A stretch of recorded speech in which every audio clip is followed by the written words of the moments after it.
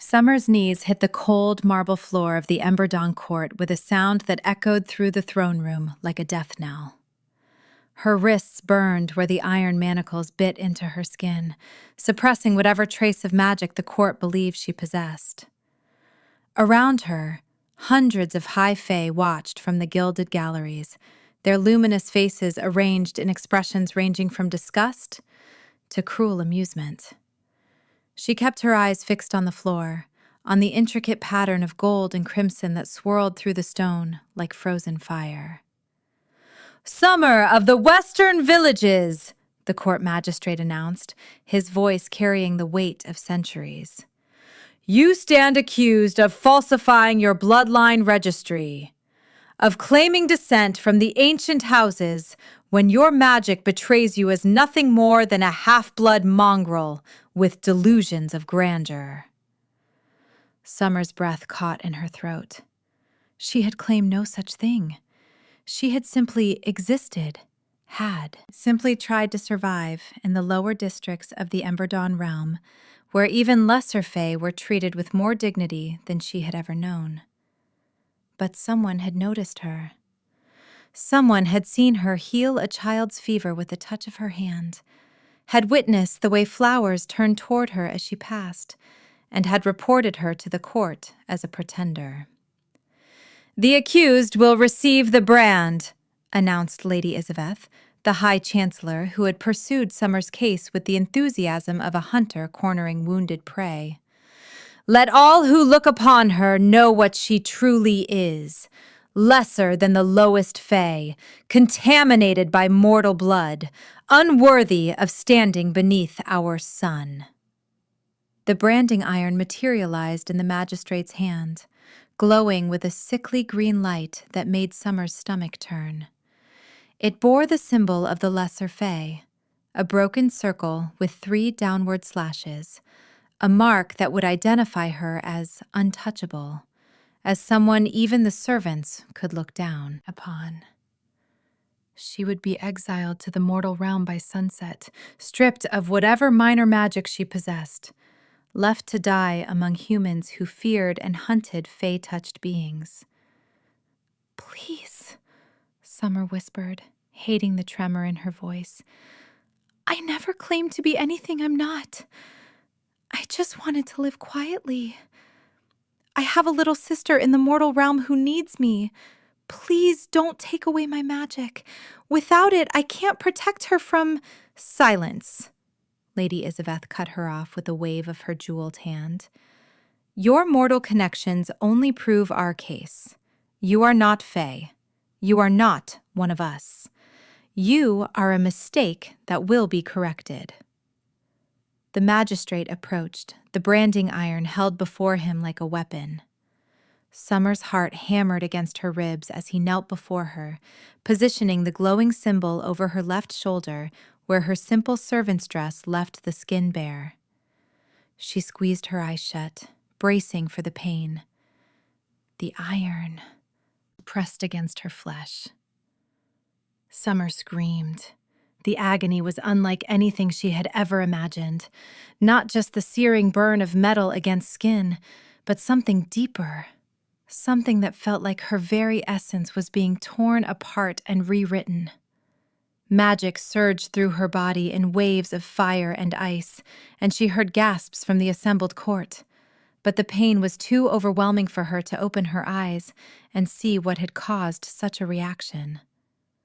The magistrate stumbled backward, and the iron clattered to the floor. "Impossible," he breathed. Summer's eyes flew open. Her shoulder blazed with light, not the sickly green of the lesser fae brand, but brilliant gold and deep crimson that pulsed in time with her heartbeat. She watched in stunned silence as the broken circle and slashes twisted and reformed, becoming something else entirely.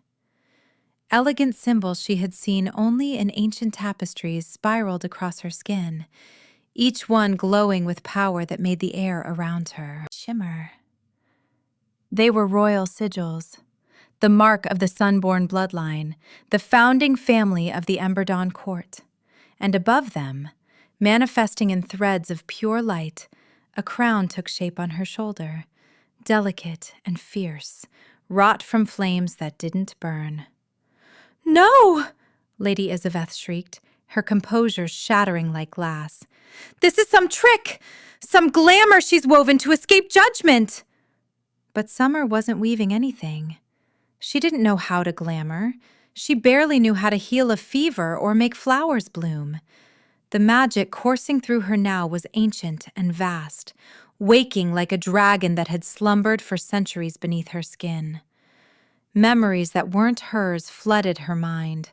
Walking through these halls as a child, learning magic from teachers whose faces she could almost remember. A betrayal, a spell, an exile. Someone had hidden her.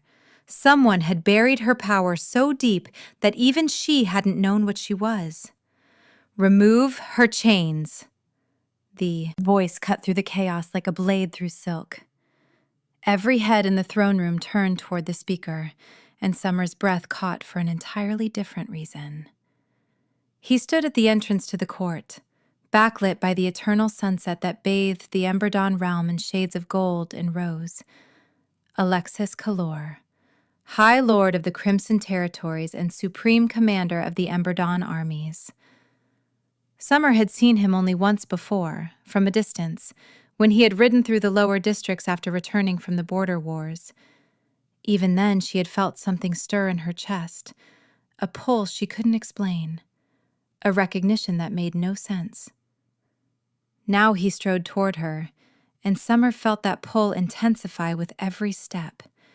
His magic pressed against hers like a hand reaching out in the dark, and her newly awakened power responded without her permission, reaching back, seeking, yearning. His eyes were the color of flames at their hottest point, white gold edged with crimson, and they were fixed on her with an intensity that made her forget to breathe. "Lord Alexis!" Lady Isaveth protested, recovering enough of her composure to step between him and Summer. "This is a court matter. The accused is—" "The accused," Alexis interrupted, his voice dropping to a tone that made frost creep across the marble floor, "bears the sigils of the Sunborn line. Unless you wish to explain to this court how a lesser Fey mongrel managed to manifest the bloodline marks of our founding family, marks that cannot be forged or glamoured, I suggest you remove her chains. Now."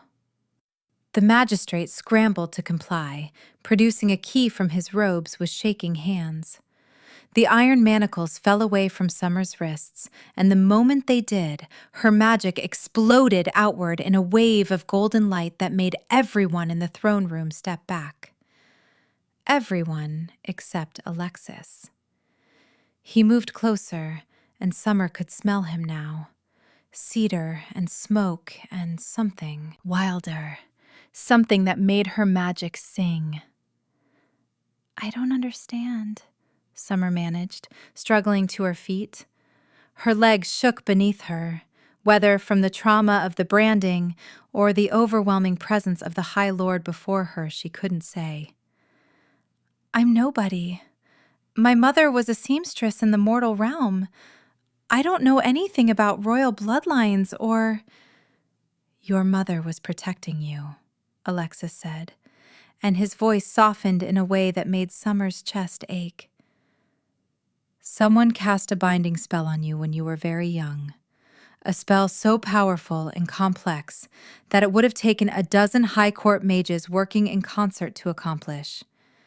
They hid you in the mortal realm, buried your magic so deep that even you forgot what you were." He reached out slowly, giving her time to pull away if she wanted to. Summer didn't move, couldn't move. His fingers brushed the glowing marks on her shoulder, and the contact sent lightning through her entire body. The crown symbols flared brighter, and matching marks began to glow on Alexis's skin. She could see them through the collar of his formal court attire, crimson and gold spiraling down his neck. "You're my blood match," he whispered, and something in his expression cracked open, revealing centuries of loneliness beneath the commanding exterior. I've searched for 300 years. Every high court in every realm. I felt you the moment you entered Emberdawn territory 6 months ago. But I couldn't find you. Someone was still shielding you, keeping your magic suppressed. This is absurd! Lady Isaveth's voice rose to a shriek. Lord Alexis, you cannot possibly believe this charlatan's tricks. She's cast some spell on you, clouded your judgment with— Careful, Isaveth, Alexis said without looking away from Summer. You're speaking about the woman who bears the Sunborn crown. The woman whose magic is answering mine in ways that haven't been seen since the First Age. Unless you'd like to challenge her claim in a formal trial of power? Silence fell over the throne room like a suffocating blanket. Trials of power were ancient, brutal affairs. The challenger and the challenged would each summon their deepest magic and let it clash in the center of the court. The loser was either killed by the force of the opposing power or stripped of all magic and exiled to the void realms between worlds. No one had called for a trial of power in over a century. I would not dream of challenging her myself, Lady Isaveth said, her tone shifting to something sickly sweet. But perhaps Lord Caelan of the Shadow Court would be interested. He has long disputed the Sunborn line's claim to the Crimson Territories. And if this girl is truly of the royal blood, surely she can defend her inheritance against a proper challenger? Summer's newly awakened power recoiled in her chest like a frightened animal. She had no idea how to defend anything against anyone. She had spent her entire life trying to be invisible, trying to suppress the small magics that leaked through whatever binding had been placed on her. How could she possibly face a High Lord of the Shadow Court in magical combat? She's not facing anyone, Alexis said, and Summer felt his magic wrap around hers like a shield, warm and solid and impossibly strong. She bears my mark now. Any challenge to her is a challenge to me. The gasps that rippled through the throne room told Summer this meant something significant, something she didn't yet understand. Alexis's jaw tightened as he looked at her, really looked at her. And she saw the moment he made a decision that would change everything. I claim Summer Sunborn as my bloodmatch and soulbound mate before this court, he declared, his voice ringing with power that made the palace itself seem to tremble.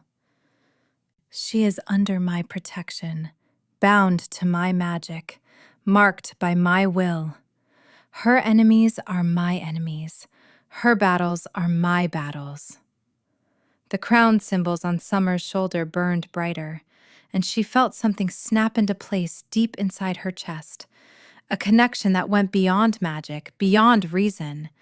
She could feel Alexis now, feel his determination and his loneliness and the fierce protectiveness that surged through him as he looked at her. And underneath all of that, she felt his hunger. Not just for her body, though that was there too, but for the bond itself, for the end of his centuries-long solitude. I call for the formal challenge, a new voice boomed through the throne room. Lord Caelan stepped out of the shadows at the back of the hall as if he had been waiting for this exact moment. He was beautiful in the way that all High Fae were beautiful, but his beauty was cold and sharp, all angular features and ice-pale skin.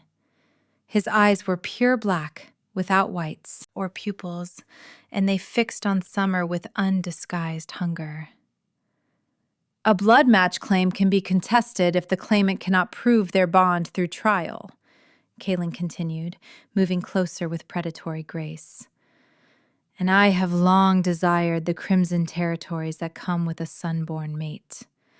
If she cannot best me in combat, then clearly she is no true heir, and her bond with you is invalid."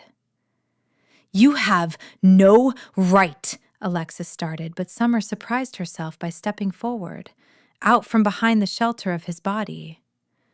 The magic singing through her veins was foreign and overwhelming, but somewhere beneath it, she felt something else stirring. Anger. Not at Caelan, though he certainly deserved it, but at every person who had ever told her she was worthless. Every fae who had looked through her like she was invisible. Every moment she had spent believing she was broken and wrong and less than she should be. "I accept the challenge," Summer said, and her voice didn't shake. "Summer, no," Alexis said urgently, his hand gripping her arm. "You don't understand what you're agreeing to. Your power has only just awakened. You don't know how to wield it, how to defend yourself. Let me fight in your place. That's my right as your claimed mate." Summer looked up at him, at this ancient warrior who had fought in 100 wars, who commanded armies and ruled territories vast enough to get lost in. She saw the fear in his eyes, fear for her, not of Caelan, and something in her chest cracked open in response. "If I don't do this myself, there will always be another challenger," she said softly. "Always someone who thinks I'm weak, that I'm pretending, that I don't deserve whatever this power is. I need to prove it, not to them, to myself." Alexis stared at her for a long moment, and then something shifted in his expression. Respect mingling with fear and pride and that bone-deep hunger she could feel echoing through their new bond. "Then I stand with you," he said. "Blood matches can fight as one if both parties consent. Your magic and mine, combined. He'll have to face both of us." "How touching," Caelan sneered. "But combined or separate, neither of you can stand against me. I've spent centuries mastering shadow magic, while you played at war, Alexis. And she's barely more than a child awakening to power she doesn't understand." The court magistrate stepped forward, looking deeply uncomfortable, but bound by protocol to oversee what had been called for. "The trial will commence at sunset in the crystalline arena," he announced. "May the ancient powers judge true worth." The crystalline arena lived up to its name. It was a massive circular space, carved from a single piece of translucent stone that caught and refracted the eternal sunset into 1,000 shades of crimson and gold. Summer stood in the center with Alexis at her side, feeling very small despite the power that continued to surge through her in overwhelming waves. Around them, what seemed like the entire Emberdawn Court had gathered to watch, filling the tiered seats carved into the arena walls. "Remember," Alexis said, his voice meant only for her, "our magic is already connected through the Bloodmatch bond. You don't have to force anything. Just let your power recognize mine. Let them flow together like rivers meeting." Summer nodded, trying to control the fear that threatened to choke her. She had never fought anyone with magic before, had never even acknowledged she had magic beyond the small healings and flower blooming that she'd hidden all her life. Now she was expected to face down a High Lord of the Shadow Court in front of hundreds of witnesses. Caelan appeared across the arena in a swirl of darkness that made the temperature drop 10 degrees. His magic was palpable even from this distance, cold and hungry and vast as a winter night. He smiled at Summer, and there was nothing kind in that expression. "Last chance to yield, little half-blood," he called across the space between them. "Surrender the Sunborn claim, break your bond with Alexis, and I might let you live as a servant in my household. You could heal my warriors after battle. It's almost like having a real purpose." The rage that surged through Summer at those words was entirely her own, not borrowed from the ancient power in her blood. She had been a servant, had been overlooked and dismissed and treated as less than human by people who should have known better. She was done with that. She was done with all of it. "No," she said simply. The magistrate raised his hand, and the air around the arena shimmered as ancient wards sprang to life, containing the combatants' magic and protecting the spectators from collateral damage. "Begin!" Caelan struck first. Shadows erupted from his hands like living things, serpents of pure darkness that raced across the arena floor toward Summer with terrible speed. Alexis moved in front of her instinctively, raising a wall of flame to meet the attack, but Summer felt something in her chest pull tight with denial. No, she wasn't going to hide behind him, wasn't going to be protected like a helpless child. She reached for the power that had awakened with the branding, and this time, she didn't shy away from it. She dove in deep, letting it consume her, and in that moment of surrender, she felt Alexis's magic rise to meet hers. Their powers collided in the space between their bodies, and instead of clashing or competing, they merged. Fire and light, crimson and gold, two rivers becoming one massive flood that poured out of Summer's raised hands. The wave of combined power crashed into Caelan's shadow serpents and obliterated them. More than that, it kept going, racing across the arena toward the Shadow Lord himself with enough force to crack the crystalline floor. Caelan's eyes widened in shock, and he barely managed to raise a shield of solid darkness before the attack hit. The impact shook the entire arena. Spectators screamed and grabbed for support as the wards containing the fight flared brilliant white, struggling to hold against the power being thrown around inside them. Caelan stumbled backward, and for the first time, Summer saw fear flicker across his perfect features. "Impossible," he snarled. "You're untrained, untested. You shouldn't be able to—" He didn't finish the sentence. Shadows erupted from every corner of the arena, coalescing into a massive form that towered over the entire space. A shadow dragon, with eyes like black holes and claws that could rend reality itself. It dove toward Summer and Alexis with its mouth open, revealing a throat full of absolute void. "Don't look directly at it!" Alexis shouted, his hand finding hers. "Shadow constructs draw power from your fear. Focus on the light inside you, on the bond between us. Let everything else fade away." Summer closed her eyes and did as he said. She shut out the roar of the shadow dragon, the screams of the watching court, even the fear pounding through her own veins. She focused on the warmth of Alexis's hand in hers, on the way their magic spiraled together like dancers who had been practicing the same routine for centuries. She felt his memories bleeding into hers through the bond, battles fought and won, territories defended, the loneliness of standing at the top of the world with no one who could truly understand the weight of that position. And she let him feel her memories too. The cold nights in the mortal realm, protecting her sister from humans who feared them both. The constant suppression of her own nature, the feeling of being broken and wrong. The desperate hope that somewhere, somehow, there was a place she belonged.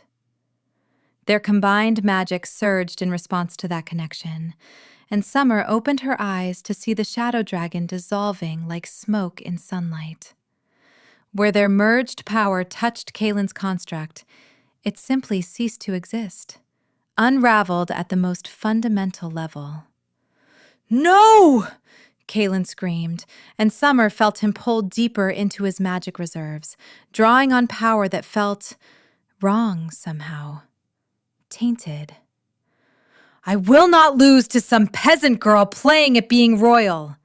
The Shadow Court will rule Emberdawn, and I will be its...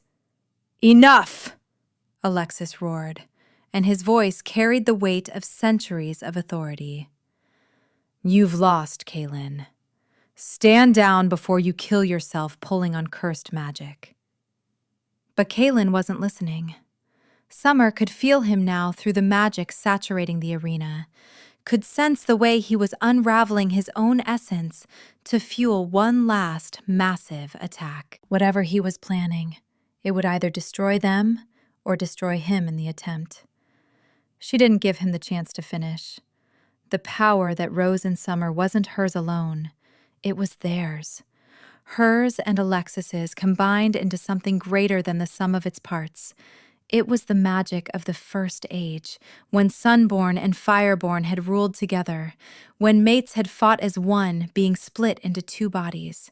It poured out of her in a column of pure light that was somehow also fire, crimson and gold twisted together like a braid, and it struck Caelan full in the chest.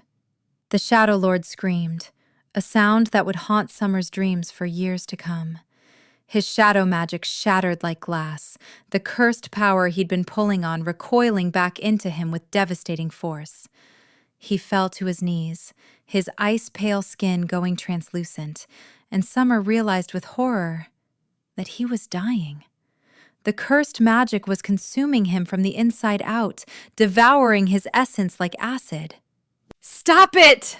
she gasped, trying to pull her power back. "I didn't mean to. I don't know how to."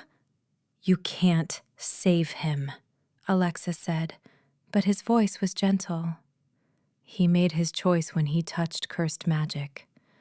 That kind of power demands a price, and he's paying it now." Summer watched, unable to look away, as Lord Caelan of the Shadow Court crumbled to dust on the crystalline floor of the arena. One moment he was there, still clinging to the remnants of his power, and the next he was simply gone, scattered like ash on a wind that didn't exist. The silence in the arena was absolute. Then the magistrate's voice rang out, shaking with either fear or awe or both. "The trial is concluded. Summer Sunborn has proven her claim and defended her bond through combat. Let no one challenge her right to the Crimson Territories or her place as Bloodmatch to High Lord Alexis Calore." The arena erupted in noise, cheering and gasping, and the frantic whispers of people who had just witnessed something that would be talked about for centuries. But Summer barely heard any of it. The adrenaline was draining out of her all at once, leaving her shaking and hollow. She had just killed someone, had watched him disintegrate right in front of her. The fact that he had been trying to kill her first didn't make it any easier to bear. "Come here," Alexis said, and pulled her against his chest. She went without resistance, burying her face in his formal court jacket and trying not to cry in front of the hundreds of people still watching. His arms closed around her like a fortress, and she felt his magic wrap around hers again, this time soothing instead of amplifying. He was pulling the excess power back into himself, giving her system a chance to adjust and stabilize.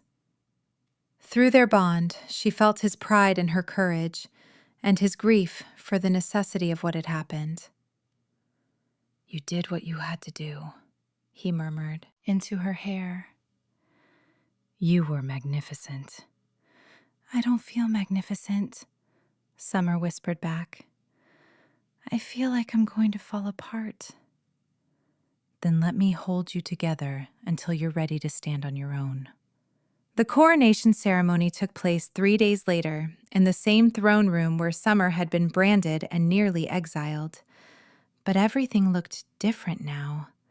The court had been transformed, with cascading flowers that bloomed in shades of crimson and gold, their petals falling like gentle rain.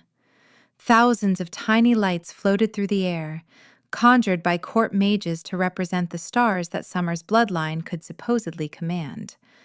She had discovered in the days since the trial that the Sunborn line had been legendary for their star magic, able to call down celestial power and weave it into devastating attacks or beautiful displays. She still didn't know how to do any of that, but she was learning. Summer stood at the center of the throne room, wearing a gown that had been crafted by the finest seamstresses in all of Emberdawn.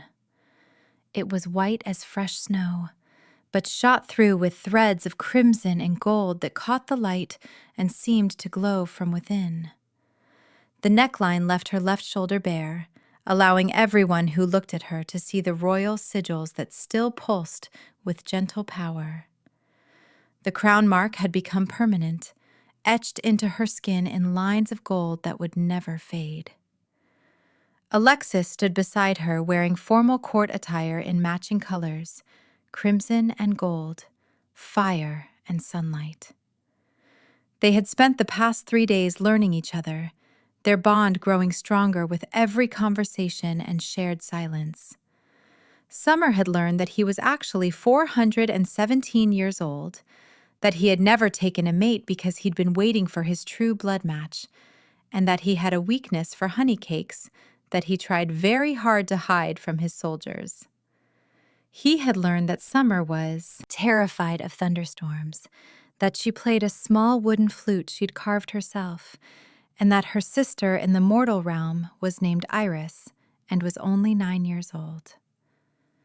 They had already made arrangements to bring Iris into Emberdawn territory, to place her in a school where young Fae learned to control their emerging powers.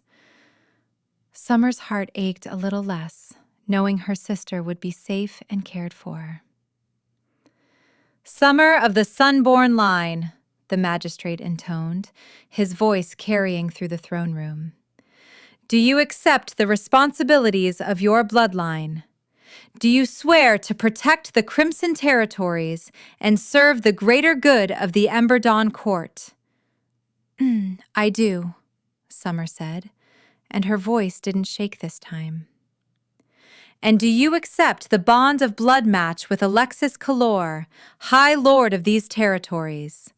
Do you bind your magic to his, your life to his, your fate to his, for all the years you both shall walk this realm?" Summer turned to look at Alexis and found him already watching her with those flame-colored eyes that had become so familiar. Through their bond, she felt his love and devotion, his determination to protect her and support her as she grew into her power. She felt his promise that she would never have to face anything alone again. "I do," she said. The magistrate produced a crown from thin air, an actual physical crown this time, not just a magical marking. It was wrought from gold and crimson gems, delicate and fierce at the same time, with points shaped like flames reaching toward the sky.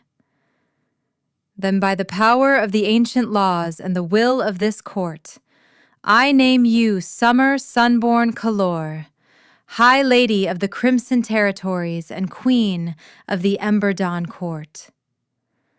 The crown settled on Summer's head, and she felt it click into place like it had been made specifically for her, which, she supposed, it had been, centuries ago, waiting for the day when a Sunborn heir would finally return to claim their inheritance.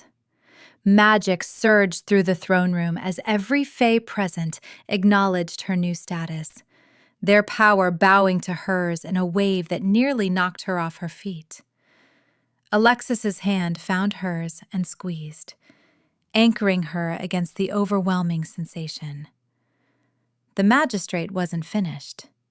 He turned to Alexis with another crown in his hands, this one larger and somehow more imposing, with rubies that burned like captured fire. "Alexis Calore, through your bond with the Sunborn heir, you are elevated from High Lord To King Consort of the Emberdawn Court. Do you accept this responsibility? I do, Alexis said, never taking his eyes off Summer. The second crown settled on his head, and Summer felt their bond solidify into something unbreakable. They were married now by ancient Fey law, bound together by magic and choice and destiny. She was his and he was hers, and nothing short of death could separate them. My queen, Alexis murmured, pulling her close right there in front of the entire court. My mate, my match in all things. He kissed her, and the throne room erupted in cheers. Magic sparked between them where their lips met, crimson and gold light spiraling up their bodies and dancing through the air around them. Summer felt dizzy with it, with the power and the love and the absolute certainty that this was where she belonged. When they finally broke apart, both breathless, Summer saw Lady Isaveth watching from the edge of the crowd. The High Chancellor looked like she had bitten into something sour, her perfect features twisted with barely concealed rage. But she was also wearing an expression of fear, because Summer was no longer someone who could be pushed around or dismissed. She was queen now, with the power to exile or punish anyone who threatened her. Summer met Isaveth's gaze across the throne room and smiled. Not a cruel smile, but not a kind one either. Just a smile that said she remembered everything and would not forget. Isaveth paled and looked away first. Let her stew, Alexis said quietly, having followed Summer's line of sight. Isaveth has lost everything she schemed for, and she knows it. That's punishment enough. Maybe, Summer said, but I'm having her removed from her position as High Chancellor. She abused her power to hurt innocent people. That needs to have consequences. Alexis looked at her with such fierce pride that it made her cheeks warm. You're already thinking like a queen, he said. But remember, you don't have to carry all of this alone. That's what blood matches are for. Your battles are mine. Your decisions are mine to support. Always. Summer leaned into him, letting herself take comfort in his strength while also standing firm in her own power. She was a queen now. She was bound to a male who would walk through fire for her. She had magic that could reshape reality itself. But more than any of that, she finally knew who she was. The branding that was meant to mark her as lesser had instead revealed the truth. She was royal, powerful, worthy of the crown that now rested on her head, and anyone who tried to tell her differently would have to answer to both her magic and her mate's fury. As the celebration continued around them, Summer looked up at the eternal sunset that bathed the Emberdawn Court in shades of crimson and gold. Somewhere in the mortal realm, her little sister was probably looking at that same sunset, counting down the days until they would be reunited. Summer sent a silent promise through the bond of sisterhood that connected them, even across realms. I'm coming for you, Iris. I'm bringing you home. And then she let Alexis lead her into their new life, into a future full of magic and love and the fierce joy of finally being exactly who she was always meant to be.